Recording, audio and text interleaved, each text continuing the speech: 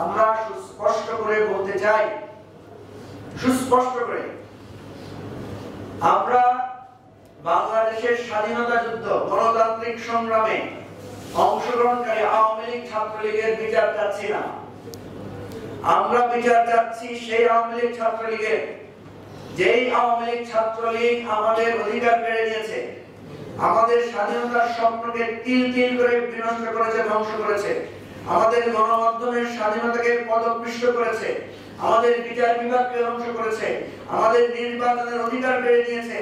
যেই আওয়ামী লীগ ছাত্রলীগ গণহত্যা চালিয়েছে, লুটপাট করেছে, দেশের টাকা পাচার করেছে, রিজার্ভ লুট করেছে, প্রশ্নপত্র ফাঁস করেছে, মেয়েদের সম্ভ্রমহানি করেছে, প্রত্যেকটা ক্যাম্পাসে ছাত্রদেরকে নৃশংসভাবে হত্যা করেছে, এই গণহত্যাকারী, চোর, টাকা লুটপাটকারী, দেশের স্বাধীনতার স্বপ্নকে ধ্বংসকারী আওয়ামী ছাত্রলীগের বিচার আমরা চাচ্ছি এবং তাদের রাজনৈতিক অধিকার আইনের আওতার মাধ্যমে ফয়সালা করার কথা বলছি।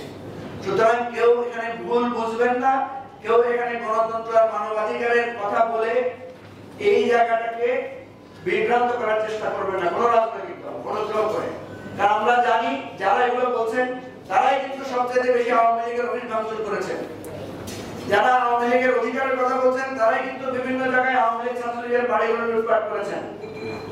সুতরাং দুই ধরনের কথা বলে রাজনীতিতে ক্রেডিট নেওয়ার, নিজেদেরকে জাহির করার চেষ্টা করবেন না।